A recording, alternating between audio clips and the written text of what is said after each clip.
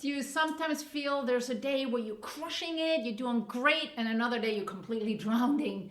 And your goal this week was to stay completely consistent and you're going to stick to your routine, and then life happens. Back to back meetings, maybe you had a deadline you didn't know about or got moved up, maybe your kids are getting sick or something else happened. You totally forgot to eat lunch, and suddenly your goals out the window. By Thursday, you're just trying to survive. Sounds familiar? I've definitely been there. So here's what I want you to know.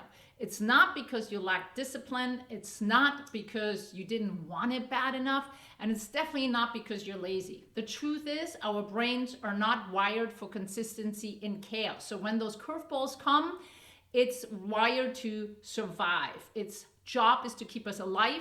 And so whatever comes at you, your brain's job is just to deal with that first to keep you alive. So routines usually get kind of pushed to the side. So great news here.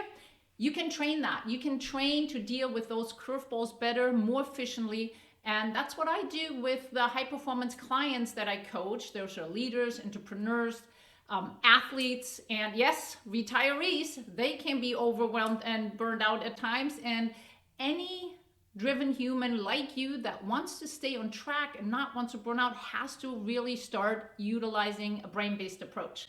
Welcome, I'm Heike Fallon. I'm a personal high performance coach and a neurosports therapist, and I help my clients sustain for the long term with a brain-based approach. So in this episode, I'm going to share how to rebuild lasting consistency using your brain and not willpower, because that doesn't work. Willpower doesn't work.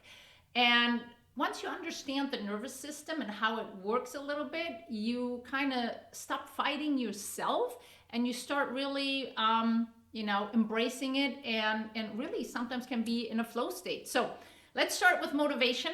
Motivation is very unpredictable, and no, it's not a switch that gets flipped on. It's actually something you have to generate. You have to generate motivation. And it's actually, our brain's actually not designed to stay motivated. It's actually designed to conserve energy and keep us safe. And it will do whatever it needs to do, like I said, when life gets chaotic. The key is when your nervous system feels overwhelmed, tired, overstimulated, it will just shut down anything else, and any extra effort will be put aside and it will focus on what is needed now. And that includes like when you want to do your workout, you want to do your journaling, your food prep, the 5-minute walk you promise you will take. And you will literally skip all that because that's not as important for the brain at that point. Here's what most people get wrong. They try to force consistency from a survival state. And consistency doesn't come from force. It comes from really more structure and a safe space. So let me give you a little reframing. Consistency doesn't come from motivation. It comes from clarity, structure, and brain-friendly repetition. And I'll explain that a little bit more here. But it means that your first step is not to push harder. It's actually to reduce friction, because the brain thrives really when there's simplicity. So when things are very complex and there's really a lot going on and you feel like the resistance, it's important to start with one consistent action, just one. It's about making like small steps, breaking it down, making them very doable. So instead of like thinking you have to do this like super long workout, you may just go work out for like 5-10 minutes. If you had plans to write, you might just write one sentence or one paragraph. So the key is to really create micro habits in that state. And that tells your nervous system, hey, you know what? I can do this. I'm safe and it's not overwhelming. And so when life happens, it's important the things that you normally do to still do, but in a micro kind of version. And that stability is really the foundation for consistency when life gets really messy. So let's talk about also what happens when life actually gets super busy. So you're usually overscheduled. You usually skip meals, probably sleep a little less. And you might be surrounded by pings and noises and people needing you, and you feel like you're pulled in all different directions. And all of a sudden, your brain really shuts down and you feel that overwhelm. And your brain doesn't really differentiate between like too many Zoom calls or like being chased by a bear, right? It's the same kind of threat response. So you need to know that at that point, the brain just says, I feel unsafe. And it starts triggering the stress response, so known as fight and flight, right? Your sympathetic system is ramped up.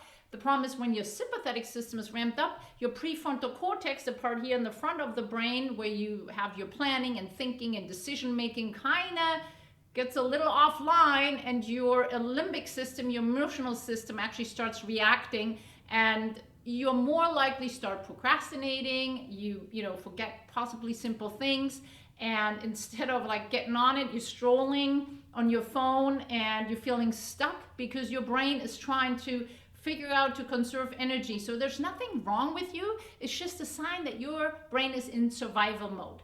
And everyone has a different threshold, and so everyone has to, at the end of it though, regulate their nervous system first.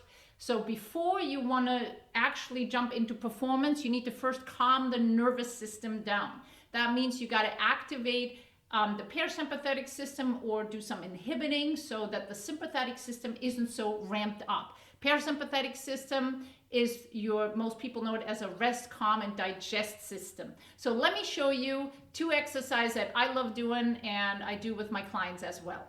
The first one is called the squat breath hold drill. And so you're just going to stand and you just do small little squats, okay? Assuming you have no back, no knee issues. And you're first going to just breathe with that normally.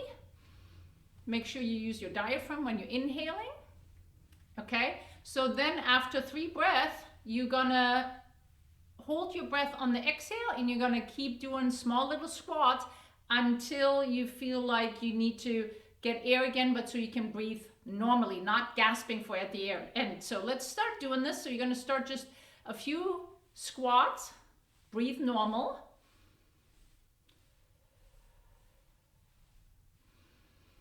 Inhale through the nose. I like to exhale through the mouth. 1 more, and then you hold your breath on your exhale. Hold your breath, keep moving.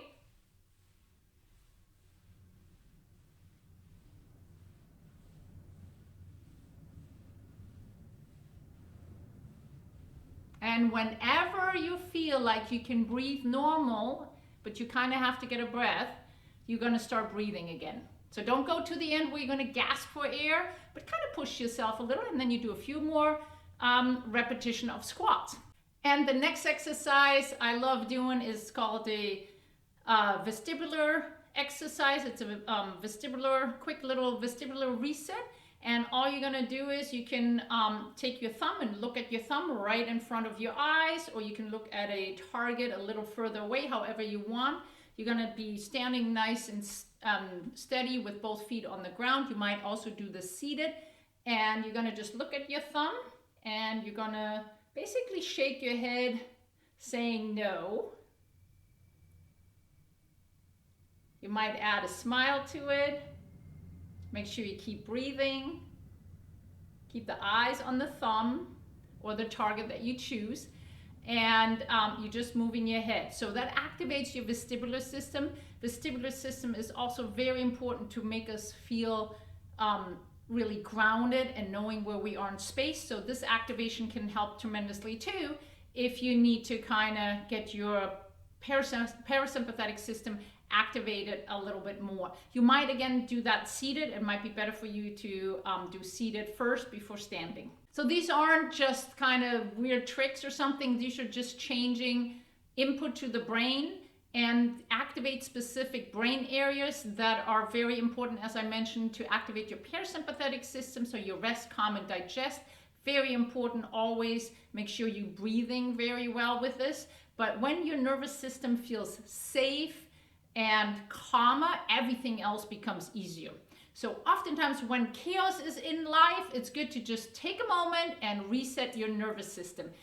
Common mistake I see with high achievers, they're trying to maintain that full routine during chaos, And in that time though, energy is really needed for dealing with the situation. So it's very important to kind of stop, embrace, and then see if you, instead of skipping your routines that you've been normally implementing, to just shrink that, make that really, like I said, the micro scaling, make it very, very small. And yes, sometimes just walking around the block when you normally walk for a half hour, an hour, is totally fine.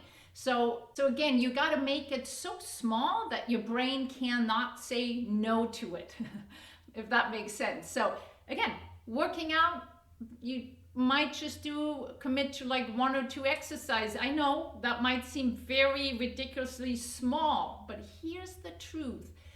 Oftentimes, if we just get started, because that getting started is the hardest thing, we tend to do a little bit more. So, but your commitment is just, okay, I'm not skipping my workout. I'm just doing at least 2-3 exercises, and that's it. And the key is that is still a small win. And when we have a small win, it actually releases neurotransmitters, especially dopamine. And so that dopamine, makes you feel good, but it's also key for motivation. So, and your brain knowing, hey, I can do this, I'm safe, and I'm doing something, and you're not feeling bad about yourself because you did at least something. And it builds also that trust in yourself. And all that is really what's needed for consistency and to build consistency, particularly when things are crazy. Now, I have a lot of clients, they travel for work, or retirees that travel a lot, and routines fall off for sure once you're traveling, either vacation or not. And the key is really to get back onto track with certain routines, and you can apply all these strategies for that as well. So meaning, once you got a little off, that's okay, just don't beat up yourself about it. Just kind of recognize, hey, you know what, I got a little off track here, and then you start small again. So even if you used to journal half hour in the morning, or you used to read in the morning, and you have your full morning routine, you might just start with something small. Just, hey, if I read at least 1 page, if I do a little bit of journaling, just much smaller. So, and set a timer, just keep it really small for like 2 to 5 minutes to get started, even if you used to do different. The key is to win the moment, and then you can build up from there. And another really important strategy I've shared in other videos before is the habit chunking. You want to chunk the habit that you want to implement, or that you do always, to something you do anyway. So great is always when you're brushing teeth, that you could do something right after, or after, every time after lunch you do your exercise. So chunking it to things you're doing anyways, assuming you're not skipping lunch, will help you to also stay more consistent when things go coming with curveballs and things get a little bit out of line, and life happens, right? So chunk certain habits to existing ones.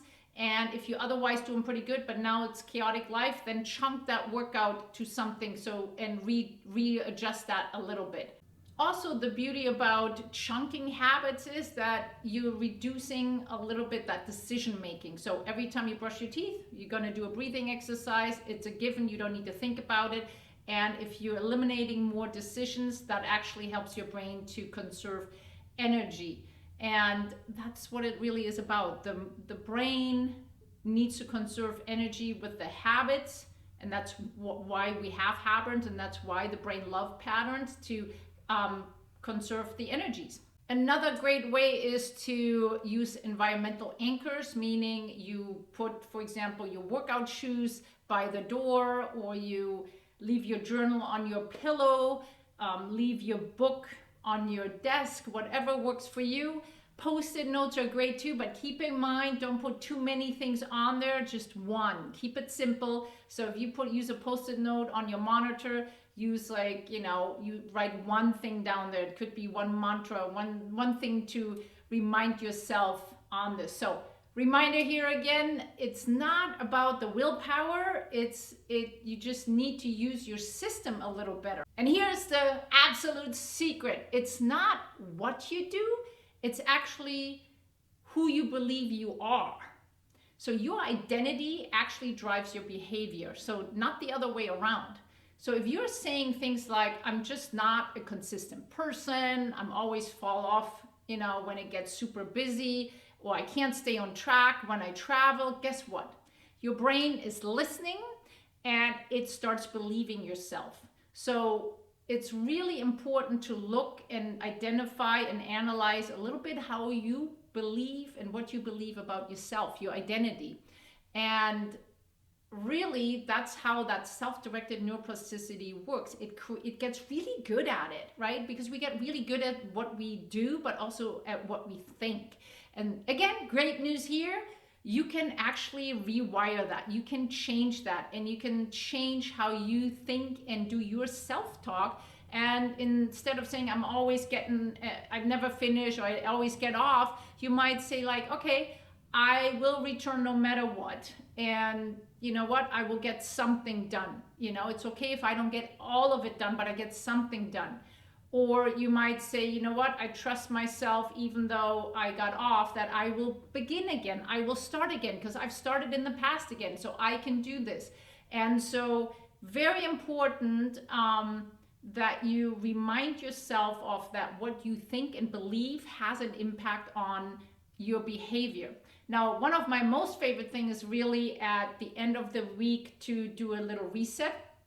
And what I do is kind of look at my week, okay, what worked, what did not work so well. And then I look at too what worked well, because the truth is we're beating ourselves up most of the time about the things we didn't get done that should have been getting done. And we need to also look at, you know what, maybe I didn't get the whole thing done, but I got a portion done. And we need to celebrate ourselves on the little accomplishments along the way. So at the end of the week, it's great to do like a little, I call it the inventory, to kind of look at, okay, how did I do? What worked? What could have gone better? What could have, what did I do really well? And then it's important to refocus. What do I need to really commit to for this next week? Where do I need to really put my focus into? And then think of like the small steps you can do so that you're going to be actually successful. Again, it's about that dopamine release of finishing, to doing something. No matter how small it is, it's better than not doing it at all. And why does this work? Well, because you're also kind of priming your prefrontal cortex with that intentional planning. So your brain will kind of remember that a little better throughout the week. And you will actually also help your limbic system, so your emotional area, to kind of relax a little bit, because you're also celebrating yourself. So you're giving yourself a little bit of grace there. And it also, again, works on that whole reward system with the dopamine release. So again, don't reflect on just what's wrong and what did you not do. That's important to look at a little bit too, but also really look at the things that you did accomplish, or maybe handled pretty well according to the situation. So stop reacting and start leading yourself really with a brain-based approach, because you can train your brain, and you can really do that with gaining more clarity and exercises you've done. And the cool part is, even that reflection at the end of the week only takes 10 minutes and it doesn't cost anything. And you can journal about it. I write it in my planner. You can do it with your partner. You can do it on a walk. You can just, you can just do it your way. So it doesn't always have to be this strict way. Just in your head, reflect, and then restructure and set new intentions for the next week. Format doesn't really matter. What matters is consistency. So when your nervous system knows that you're doing a reset weekly, it actually helps you to relax as well. So try to do that next week. Starting the next week off with a new system, and see how that works for you. So key takeaway here really is about, it's not about being perfect, but it's about being consistent. And the consistency can be really, really small, micro scaling steps. And you don't have to do it all in order to move forward. Again, one little thing at a time really helps you navigate through when life gets really chaotic and messy. So You don't need to wait for when it calms down again. You got to just do it as you're in there and take care of yourself along the way. So let's be honest, life really slows down. There's always something. There's always, plans will change. Energy goes up and down, sleepless night. It's unpredictable, and that's okay. We just need to embrace it. But when you build and understand those routines that help your nervous system, then consistency becomes even easier and more possible. So start small, make your commitment very small, but stick to it, chunk your habits, and do your reset every week. And with that said, I hope this helps you, and feel free to comment below the strategies that you use, how you micro scale, because you're not behind, you're not broken. It just may have been too much scheduled and planned, and for curveballs to come in, and you're just right there. You just need to embrace it and not beat yourself up. So hopefully this helps you, and I'll see you next time.